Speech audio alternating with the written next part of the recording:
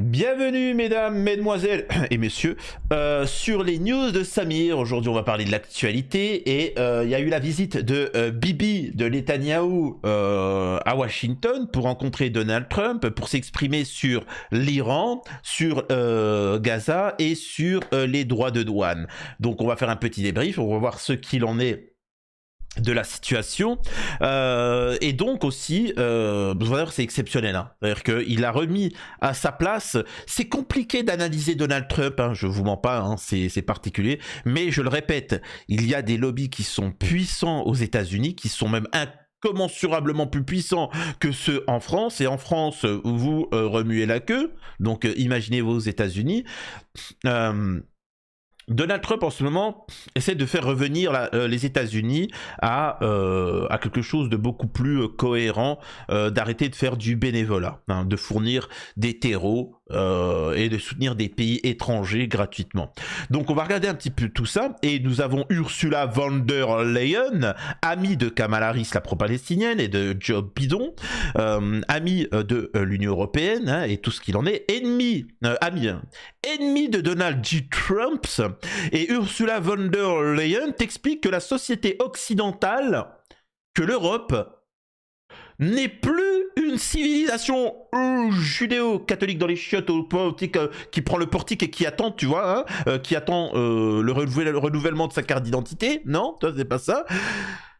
Que l'Europe et l'Occident, c'est juste le Talmud. Voilà, c'est une société judéo. Ah bah dis donc, même je peux tenir au moins le café? Non, même pas. Ah non, d'accord, tu vois, hein, c'est incroyable. Donc on va regarder tout ça.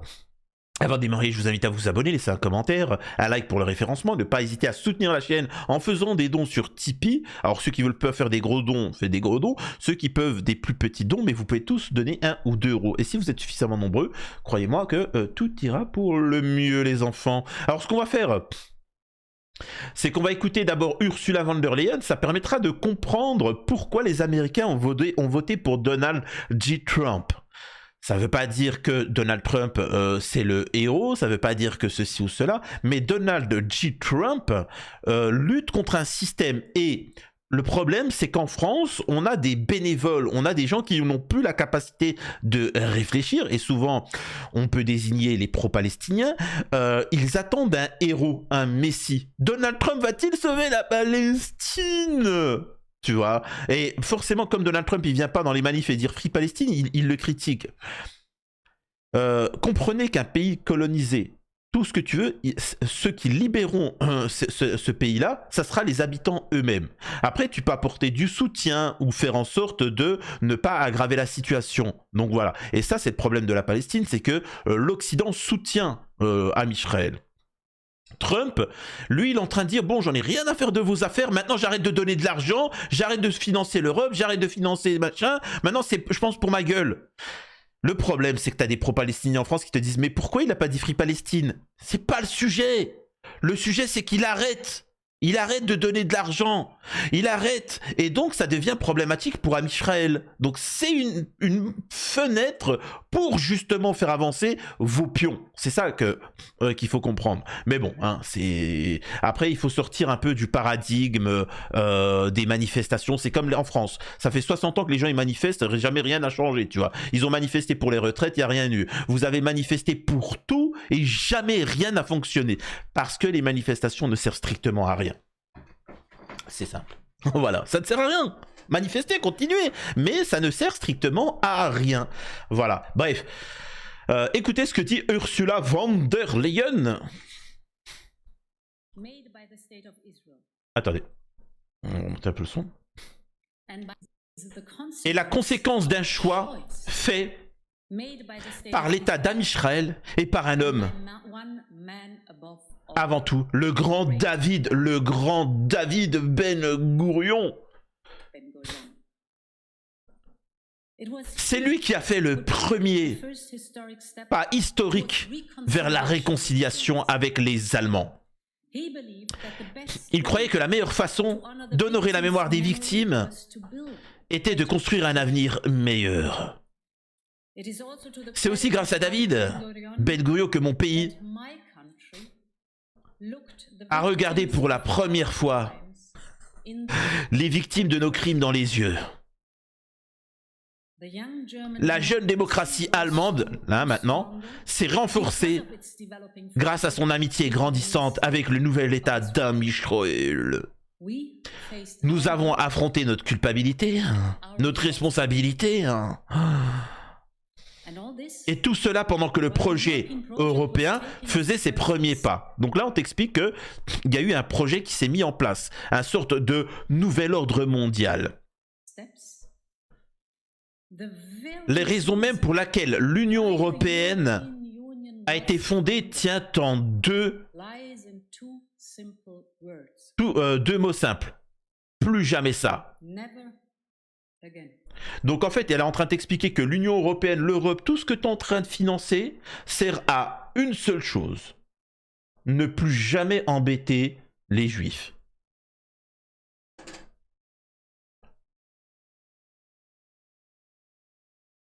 Qu'est-ce qu'il y a, Samir? T'aimerais bien les embêter? Non, je suis en train de dire, mais pourquoi ne pas faire un projet pour éviter d'embêter les Juifs, les musulmans, les athées, les Congolais, je sais pas, les Norvégiens, les Chiliens? Pourquoi on ferait pas un projet comme ça? Ah non, c'est pas le but? Ok, non, mais bon, d'accord, moi voilà, pardon, tu vois. Et pourquoi on ne ferait pas un projet pour pas qu'on embête les Français? Facho! Oh, extrême droite! Oh mon Dieu! Pardon. Une nouvelle génération d'Allemands a été élevée avec ce principe, moi y compris. Et je peux dire sans réserve que je ne serais pas ici aujourd'hui sans David Ben Gurion. Petit à petit, on vous dit que merci, grâce à eux, on n'existerait même pas, tu vois. Merci Yahvé. Merci.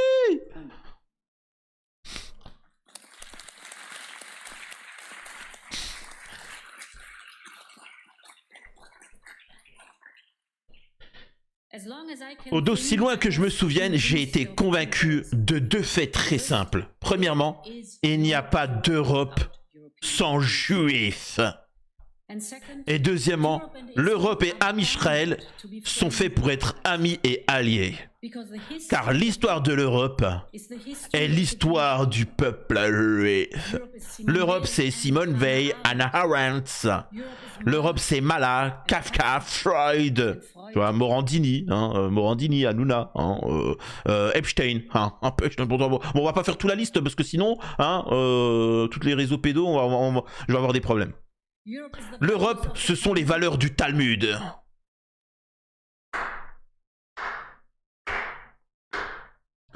Donc vous comprenez pourquoi Donald Trump il critique l'Europe et qui dit que l'Europe est en train de se perdre, que les valeurs européennes sont un danger et ainsi de suite. Vous comprenez pourquoi Giorgia Meloni elle a poussé un coup de gueule, elle a dit non, l'Europe c'est une nation, une civilisation chrétienne, tu vois, et pas talmudique.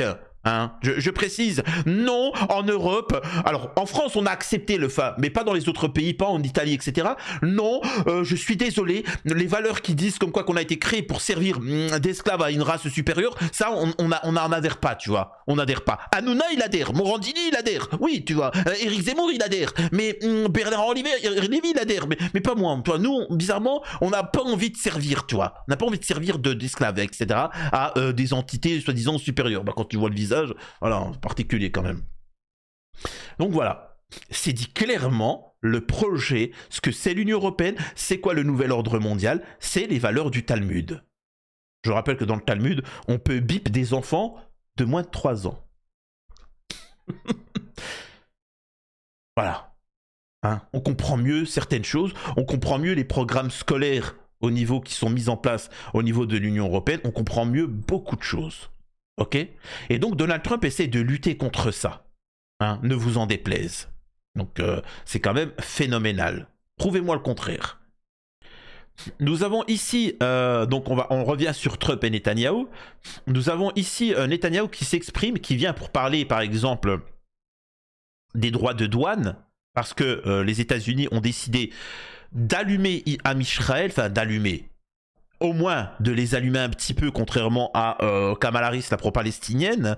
Et donc, à la vicieuse, Am Israël est dit on va enlever toutes les barrières, tu vois, on va faciliter les États-Unis, etc. Écoutez, le président, nous éliminerons le déficit commercial avec les États-Unis. Nous avons l'intention de le faire très rapidement. Nous pensons que c'était la bonne chose à faire. Et nous allons également éliminer les barrières commerciales, une variété de barrières commerciales, etc., qui ont été mises en place inutilement. Je pense qu'Israël peut servir de modèle pour de nombreux pays qui devraient faire de même. Je reconnais la position des États-Unis. Ils disent, vous savez, nous permettons à d'autres pays de nous imposer des tarifs, mais nous n'imposons pas de tarifs chez eux. Et vous savez, je suis un champion du libre-échange, etc. Donc en résumé, là, alors pour ceux qui ne comprennent pas, c'est que Am Israël, quand il faisait des produits, il les vendait super cher aux États-Unis et les États-Unis achetaient, tu vois. Et voilà, c'était open bar. Donc les États-Unis ont dit, bon, c'est fini maintenant, c'est fini. Et donc là, Netanyahu, il a dit, non, c'est bon, on vous promet qu'on n'abusera plus de vous. Ça montre que là, le petit Bibi, il est en train de se chier dessus. Donc voilà. Autre point, je rappelle que Bibi Netanyahu est venu pour faire en sorte que Trump fasse la guerre à l'Iran, tu vois. Trump avait dit non, là où Kamala Harris elle avait dit si, mais écoutez. Nous avons, écoutez, c'est très important ce qu'il est en train de dire, parce que vous ne connaissez pas les États-Unis et tout ce qu'il en est. Là, la première fois, c'est nous avons des discussions directes avec l'Iran, et elles ont commencé. Cela se poursuivra samedi. Alors, pour ceux qui ne comprennent pas pourquoi Netanyahou il est en train de rigoler et quand il entend ça, il pète un câble. Regardez. Hein, hop, là, il tire la tête. Là, il n'est pas content. Il se dit qu'est-ce qui se passe? Parce qu'il faut bien comprendre que là, les États-Unis, auparavant, ne discutaient pas avec l'Iran, ne discutaient pas avec le Hamas, ne discutaient pas avec les Palestiniens, ne discutaient avec personne. C'était l'intermédiaire, c'était Am Israël. Et Am Israël, il venait, il disait, franchement, ils veulent vraiment vous atomiser. Oh, attention, hein. Tu vois. Et donc là, Donald Trump, il a dit non, il n'y a pas de truc comme ça, je la connais, tu vois. Moi, je vais discuter directement avec le Hamas, je vais discuter directement avec l'Iran. Et donc, ils sont pas contents, tu vois, hein, parce que les États-Unis ne rentreront pas, de Trump ne rentreront pas en guerre impunément. Voilà, ils doivent le décider. C'est pas Netanyahou qui viennent, qui disent, oh, tu sais quoi, demain, ils ont prévu de vous atomiser. Ok, donc allez les envahir. Non. Et c'est pour ça qu'ils tirent la tête. Nous avons une très grande réunion et nous verrons ce qui peut se passer. Je pense que tout le monde est d'accord pour dire que conclure un accord serait préférable. À faire, hein, l'évidence. L'évidence n'est pas quelque chose dans quoi je veux être impliqué ou franchement dans quoi Israël veut être impliqué. S'ils peuvent l'éviter, nous allons l'éviter. Donc on voit qu'il n'est pas bien. Il n'a pas ce qu'il voulait, c'est-à-dire l'acquiescement de la R. Hein. C'est quand même assez exceptionnel. Mais c'est pas fini, hein. C'est pas la finie. Parce qu'il va encore tomber sur Bibi. Et donc là, il parle de la Turquie. Il parle de la Turquie, la Syrie et Am Israël. Et écoutez, je pense pas que ça sera un problème. Cela dit, je crois que c'est la Turquie qui a pris la Syrie. Moi, je lui ai dit ça à Erdogan.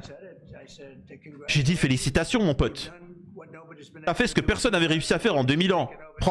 Conquérir la Syrie. Avec différents noms, mais c'est la même chose. Alors, j'ai vu beaucoup de Syriens me dire, ou de pro-palestiniens, mais comment ça, la Syrie, elle a été envahie? Oui, la Syrie n'appartient plus à la Syrie. Hein. Ça appartient... Alors, je considère pas que ça appartient à la Turquie. Maintenant, ça appartient à Am Israël. Mais, en tout cas, la Syrie n'appartient plus aux Syriens. Les Syriens, faut qu'ils s'en rendent à l'évidence, c'est fini, hein, tu vois. Je lui ai dit, mais tu l'as prise, arrête, avec des intermédiaires, certains. Il a dit, non, je te jure que c'est pas moi. J'ai dit, arrête, oh, tu vas pas me la faire. Ouais. Il a dit, ouais, bon, peut-être un petit peu quand même. Écoute, moi je vais vous dire un truc à propos d'Erdogan. Il est dur, c'est un malin. Il a fait quelque chose que personne n'a pu faire, il faut lui reconnaître ça. Tout problème que vous, Israéliens, vous avez avec la Turquie, je pense que je peux le résoudre. Je veux dire, du moment que vous êtes raisonnable, hein. Attention sinon. tout ça, il faut en comprendre beaucoup de choses dessus. Là, la journaliste, elle lui dit par rapport à l'influence turque en Syrie, etc. et ainsi de suite. Donc il lui dit, écoutez,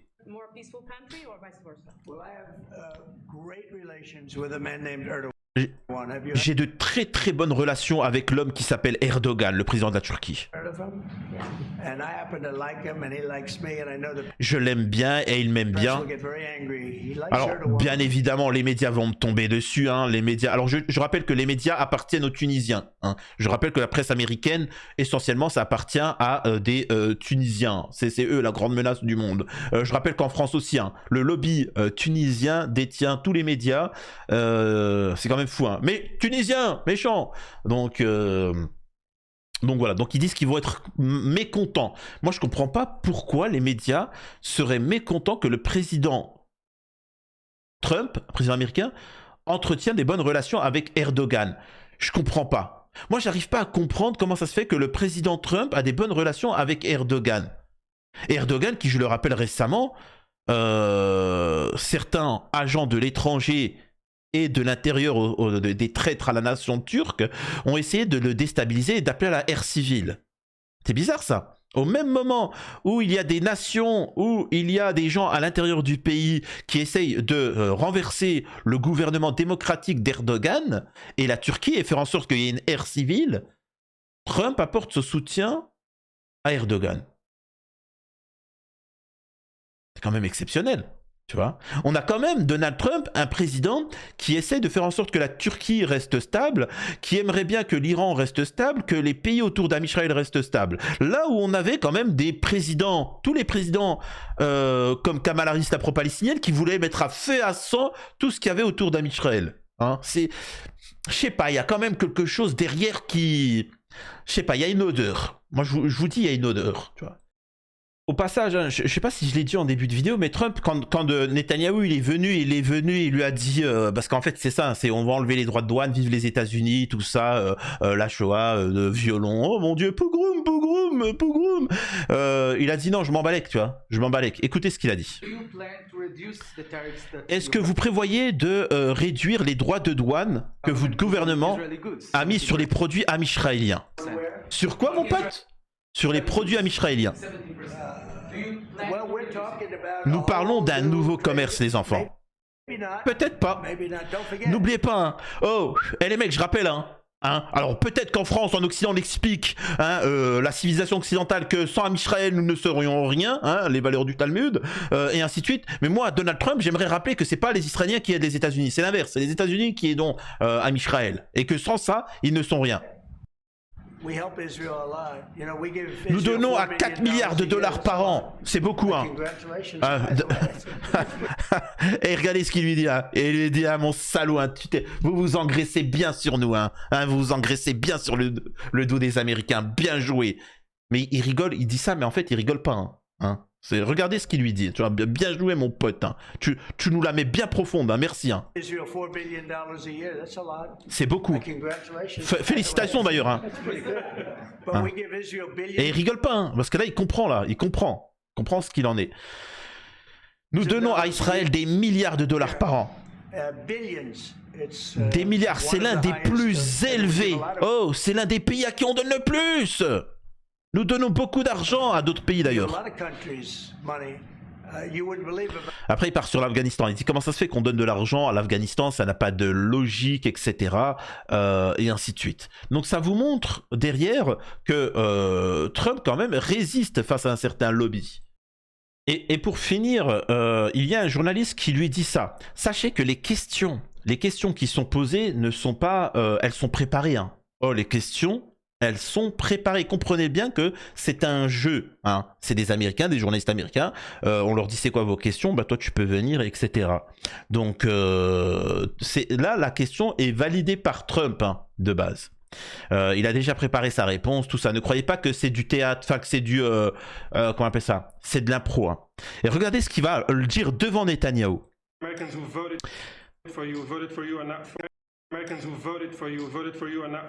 Les Américains ont voté pour vous et pas pour Biden. Parce que vous avez promis de mettre fin à la guerre à Gaza. Et sachez une chose, je m'adresse à ceux qui ont voté pour moi pour que j'arrête la guerre à Gaza. Je suis honoré que vous ayez voté pour moi. Il envoie des messages. Hein. Pourtant, la R est toujours en cours. Est-ce que vous avez des nouvelles? Moi, j'aimerais bien que la R s'arrête. Et je pense qu'elle va s'arrêter à un moment. Qui sera dans un navire pas si lointain, je l'espère, etc. Donc là, après, il dit, en résumé, il est en train de dire, moi, je veux tout faire pour que ça s'arrête, mais il y a des forces intérieures, extérieures qui ralentissent le truc, etc. Dites-moi ce que vous en pensez. Je reste ouvert. Hein. Je peux comprendre certains qui me disent non, Trump, il est à la solde de ceci, de cela, etc. Déjà, faites mieux. En tout cas, on est d'accord que c'est bien mieux que Kamala Harris, la pro-palestinienne. Mais, quand même, c'est du concret. Il lutte contre la société occidentale européenne talmudique. Quand même, il montre à Netanyahou que lui, en fait, il est en discussion et qu'il apprécie tous les ennemis d'Israël, la Turquie, l'Iran, etc. Quand même, je sais pas, dites-moi vous ce que vous en pensez, je suis curieux, soyez honnêtes. À la prochaine sur les news de Samir et n'oubliez pas de faire un petit don les enfants.